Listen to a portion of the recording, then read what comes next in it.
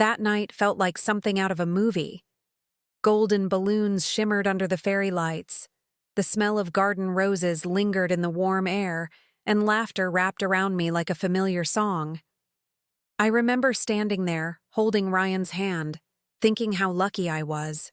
My parents celebrating 25 years of love, still looking at each other like the world hadn't changed. I wanted that. I thought I already had it. When my mom leaned on my dad's shoulder and they both smiled, I swear I felt my heart melt. For that one moment, everything felt untouched by reality. "Can you believe my parents have been together this long?" I said, smiling up at Ryan. "They still hold hands like teenagers." He raised his glass, eyes glinting under the lights. "Maybe it's contagious," he said. "Give me 25 years, and we'll be the same." I laughed, brushing my hair off my shoulder. "I'll hold you to that," I teased. And for a second I believed him. I believed every word that man said. The night glowed around us. Clinking glasses, soft jazz, the kind of warmth that makes you forget storms exist. My sister Claire was moving through the crowd, helping my parents serve wine. She looked radiant, too radiant. I remember thinking how sweet it was that she wanted to help. She always had that effortless charm that made people lean in when she spoke. I didn't know then how that same charm would soon crush everything I held sacred. As the evening unfolded, I floated from one conversation to another, smiling, laughing, pretending that life was as perfect as it looked. My parents' friends kept saying how lucky I was to have someone like Ryan. "A real gentleman," they called him. And I nodded, because I thought so too. He'd always known how to make people believe he was the good guy. Charming, calm, always ready with a toast or a story. But that night, there was something different in his eyes. A restlessness, maybe. A flicker I couldn't name then but would never forget later. At one point, I saw him checking his phone, glancing around as if waiting for something. Probably a work call, I thought. Ryan's job had always been his excuse. Late meetings, urgent clients, just 5 minutes that turned into hours. I brushed it off, refusing to let my mind go there. Not tonight. Not on my parents' anniversary. I was determined to believe in the fairy tale, even if the glass slipper had already started to crack. I kept smiling, because that's what good wives do when the music's playing. Claire was refilling glasses, her laughter soft and melodic, like a song I used to love before I knew its lyrics. She leaned in close to Ryan at one point, whispering something that made him smile. I didn't think much of it then. They were family after all. But something about that smile stayed with me. Too comfortable. Too easy. My gut nudged me, just a whisper of discomfort beneath all the golden lights and champagne bubbles. I should have listened.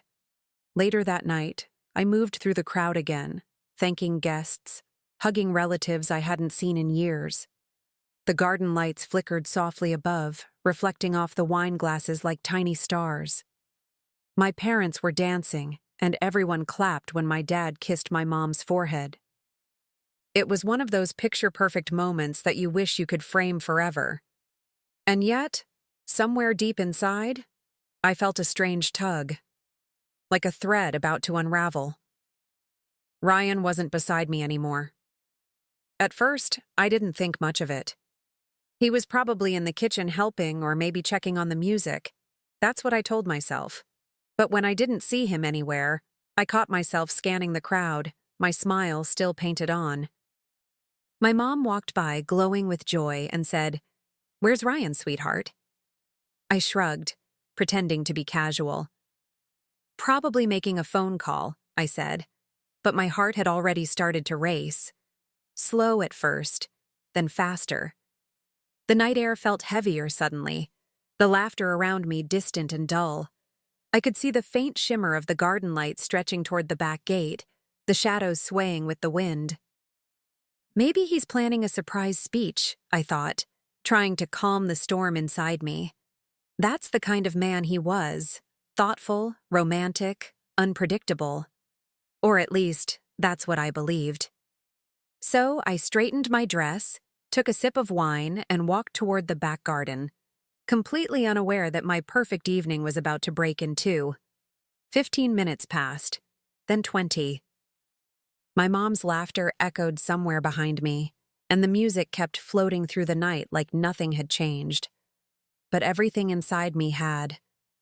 I smiled at guests as they passed, pretending I wasn't counting every second Ryan was gone. My mother eventually leaned toward me, whispering, "Sweetheart, have you seen Ryan?" I forced a small laugh, probably taking a call. But the lie tasted bitter in my mouth. I wandered through the house, heels clicking against the polished floor. The kitchen was empty except for half-finished champagne glasses and fading laughter from the yard. I checked the patio, then the hallway. Nothing. The deeper I went, the quieter the world became, as if the music outside belonged to another life, one that wasn't mine anymore. A thin breeze carried the scent of roses through the window, sweet and mocking. And somewhere, faintly, I heard laughter. Not mine, not his, someone else's. My pulse jumped. The sound came from the garden, soft at first, then sharper. I followed it, every step heavy with a fear I didn't want to name. The path behind the shed was dimly lit by fairy lights, their glow trembling like they knew what I was about to see. I stopped just before turning the corner, my hand brushing against the cold brick wall. Then I looked up, and my world stopped spinning. There they were, Ryan and Claire. My husband and my sister, pressed against the wall under the garden lights, kissing like they'd been waiting their whole lives for that moment. My breath caught in my throat, sharp and painful, like I'd swallowed glass. The wine glass in my hand slipped before I even realized it, shattering against the stone path. The sound made them jerk apart. I could barely process what I was seeing. Her hands tangled in his hair, his eyes wide with the kind of guilt that says everything words can't. What the hell is this? My voice didn't even sound like mine. It came out strangled, trembling, but loud enough to slice through the silence. Ryan spun around, his face pale, his mouth fumbling for words that didn't exist. "Sophie, it's not what it looks like."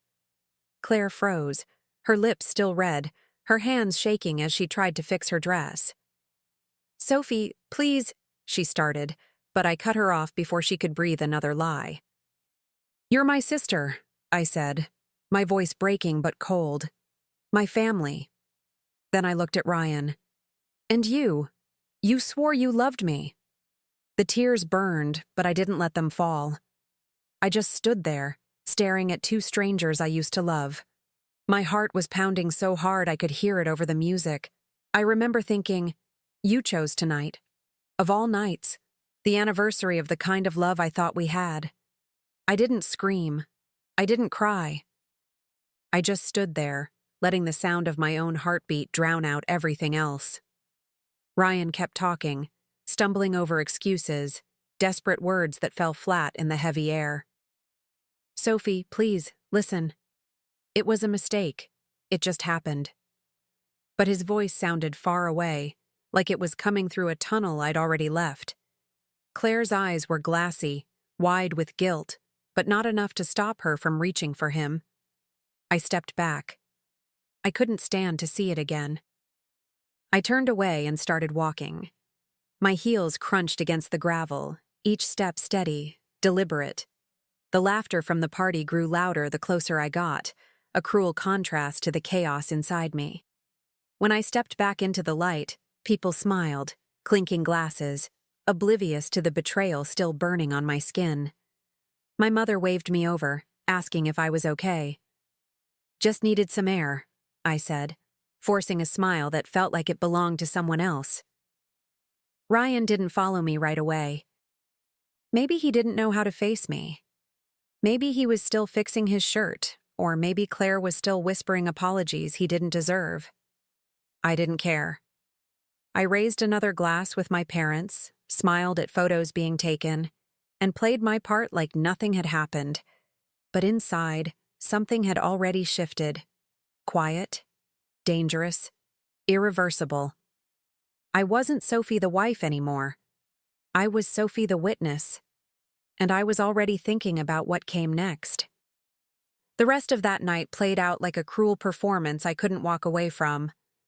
I smiled through every photo, toasted through every laugh, even danced when my father insisted. On the outside, I looked fine, radiant, maybe even happy, but my insides were raw, torn apart by the image I couldn't unsee. Every time someone said Ryan's name, my stomach tightened. Every time Claire's laugh drifted across the room, I felt my skin crawl. They had stolen something sacred, and yet I was the one pretending. When Ryan finally reappeared, his hair tousled, his expression forced, he acted like nothing had happened. He slipped his arm around me, whispering, "Can we talk?" I didn't flinch. I just smiled, my lips stiff. "Later," I said, still looking ahead. "We wouldn't want to ruin the party." The look in his eyes flickered. Confusion, maybe guilt, or fear. Whatever it wasn't love anymore. And I felt strangely calm about that realization. Claire avoided me completely. Every time our eyes almost met, she turned away, cheeks flushed, hands trembling. I watched her from across the table, watched her pretend to laugh at my dad's stories, her wine glass trembling between her fingers. I wondered if she realized that the woman she'd betrayed wasn't going to stay quiet forever. The lights outside had dimmed by then, but inside me, something dangerous had just started to glow.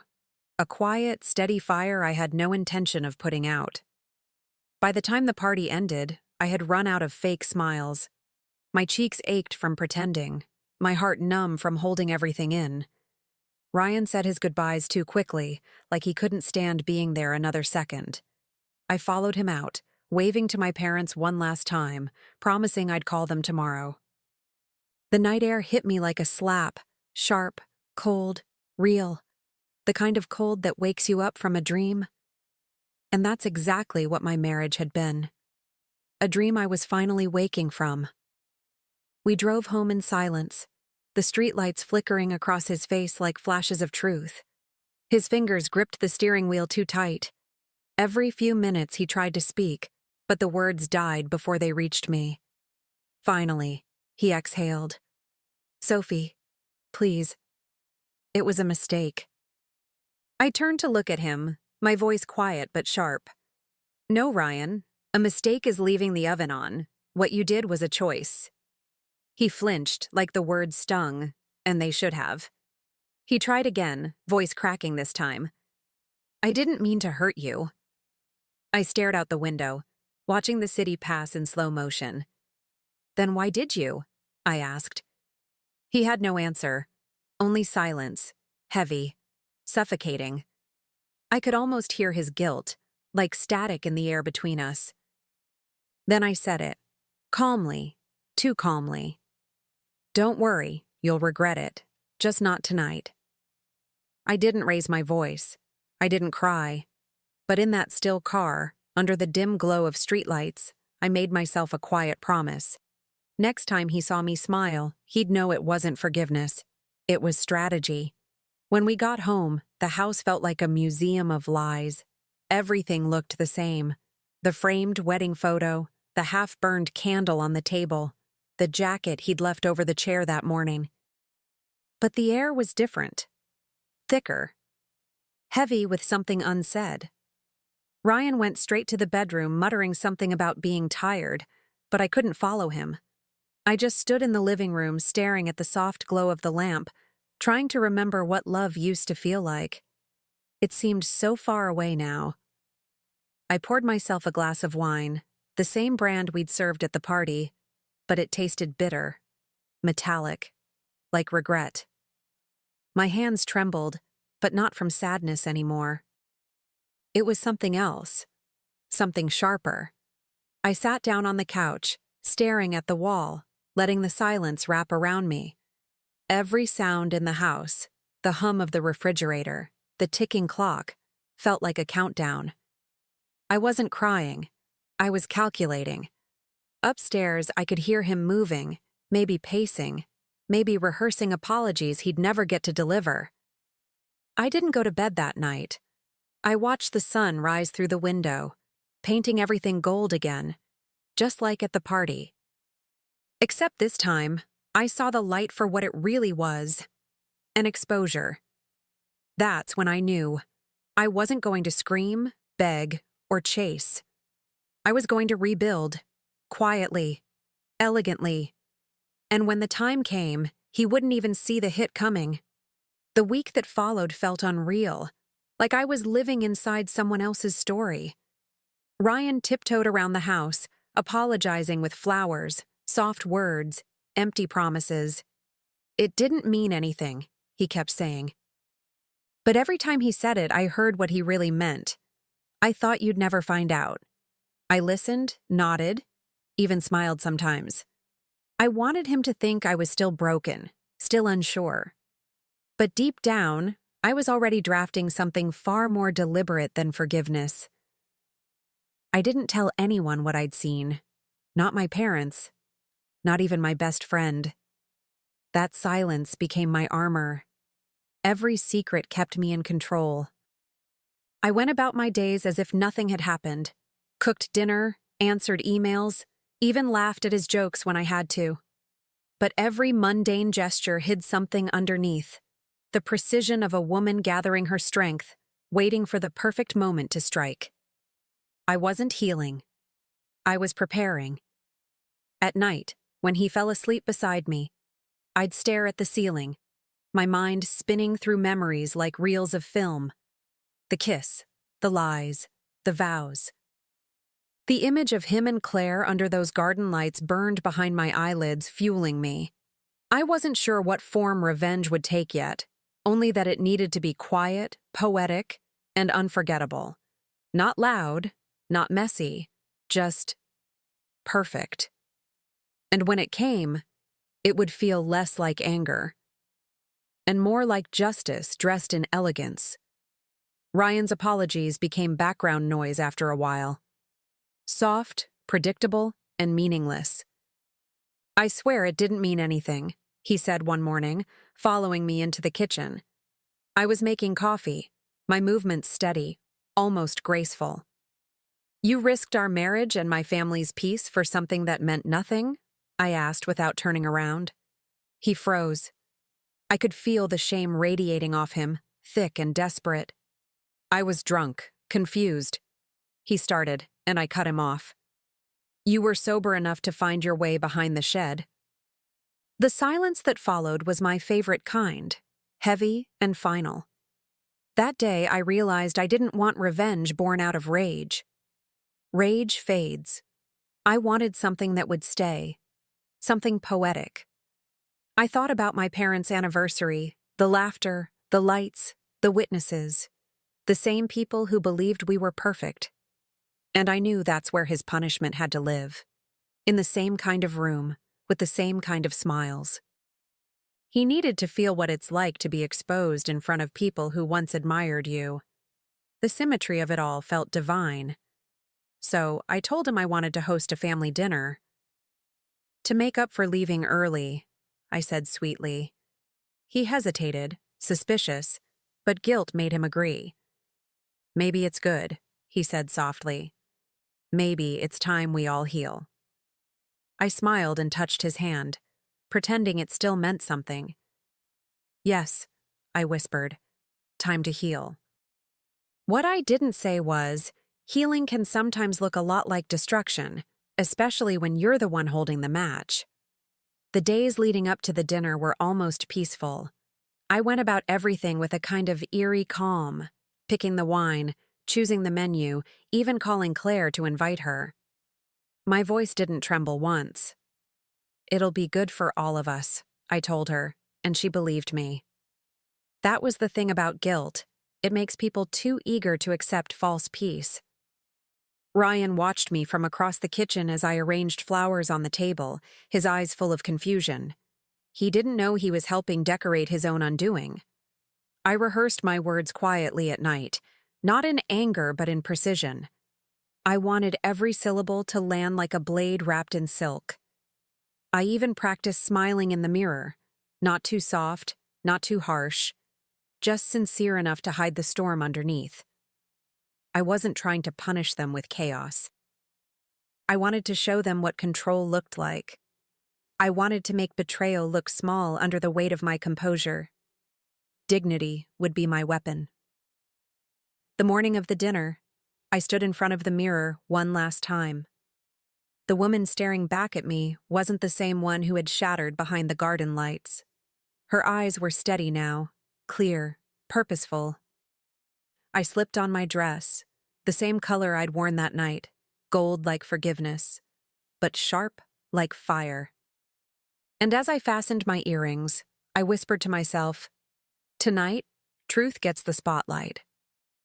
Then I smiled, because for the first time in weeks, I actually meant it.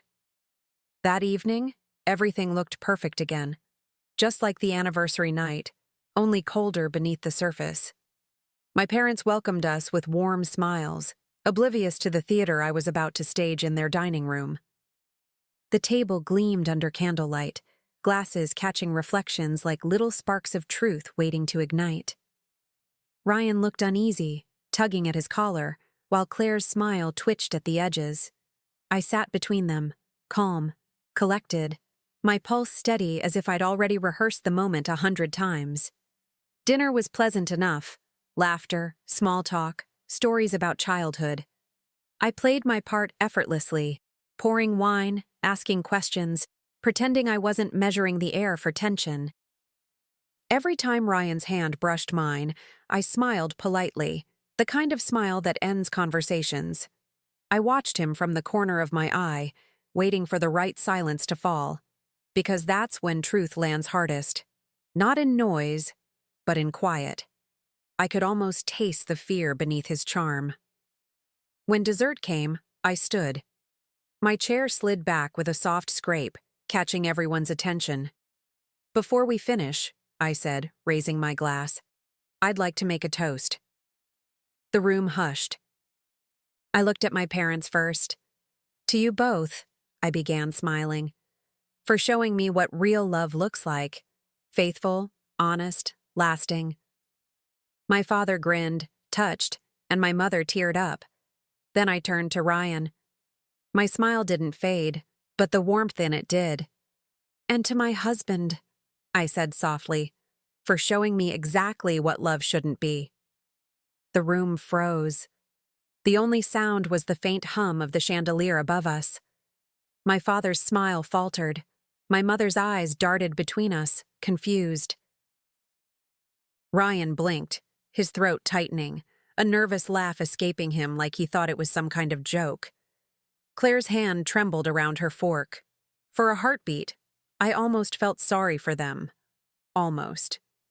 Then I reached into my purse, unlocked my phone, and placed it on the table. "I brought something to share," I said softly. "A little memory from the anniversary night." I pressed play. The TV across the room flickered to life, and the garden appeared. Those same golden lights, that same night I once thought was perfect. The sound of faint laughter, then the camera's view shifted, catching Ryan and Claire behind the shed, locked in that kiss I'd never unsee. Gasps filled the room. My mother covered her mouth, eyes wide. My father pushed back his chair, standing, speechless. Claire burst into tears, whispering my name. Ryan's face turned gray, his voice breaking. "Sophie, please."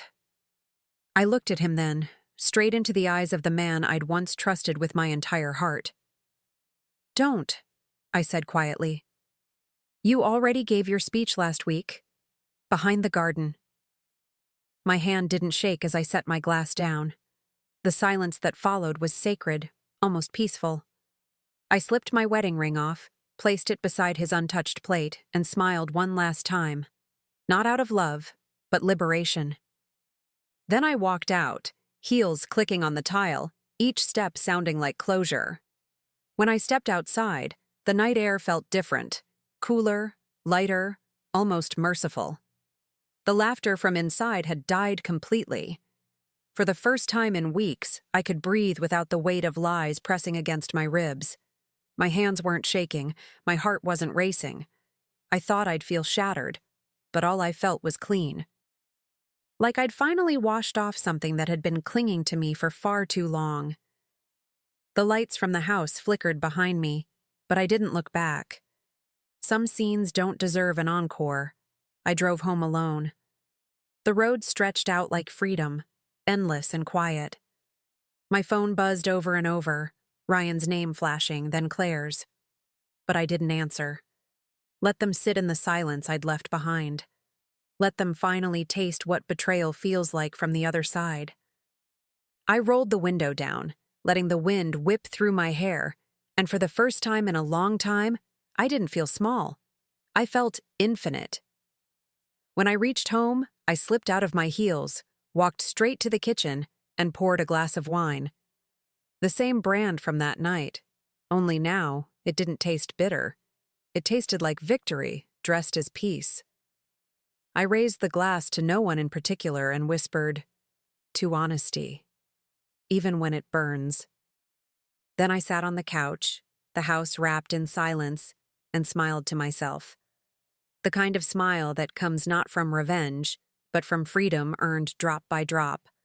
Months passed, and life softened again, not back to what it was, but to something quieter, truer.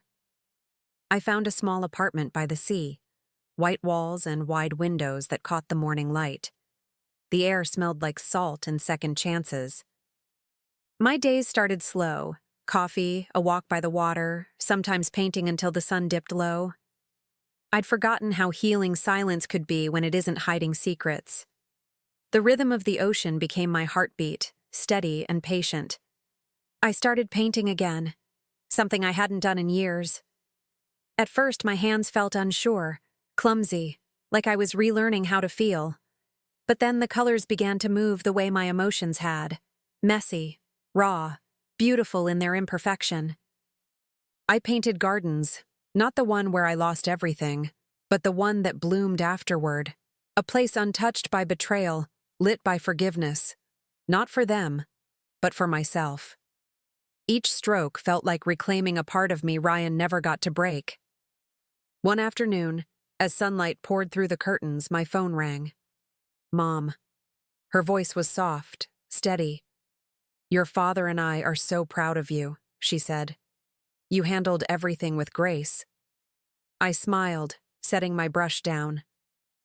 Grace was the only thing I had left to hold on to. She hesitated, then added, "Ryan's been trying to call you." My heart didn't flinch this time. "Let him," I said gently. "I don't answer ghosts." And just like that, the past lost its last bit of power over me. After I hung up, I stepped out onto the balcony. The sky was streaked with orange and gold, the ocean shimmering like liquid glass. I closed my eyes and breathed it all in. The salt, the quiet, the peace I'd built from ruins. There was a time when I thought my life ended behind that garden shed. Now I knew better. It didn't end there. It began. The kind of beginning that only comes after you've walked through fire and learned you can survive the burn. Inside, my latest painting rested on the easel, a bright garden under morning light. No shadows this time, no corners hidden from view. Just light, open and unafraid. I dipped my brush in white paint, tracing soft lines across the canvas, and realized something simple. Forgiveness isn't about letting them off the hook. It's about refusing to let their poison live in you anymore. That realization didn't make me cry. It made me lighter, like setting down a weight I'd carried for too long. As the waves broke in the distance, I whispered the final line of my story. Not to anyone else, just to the wind. "He kissed betrayal behind my parents' vows," I said softly. "And I kissed my old life goodbye, and never looked back." The sea roared gently in agreement, like it understood. I smiled, not the smile of a victim, but of a woman who found her peace in truth. And in that quiet moment, I finally felt free.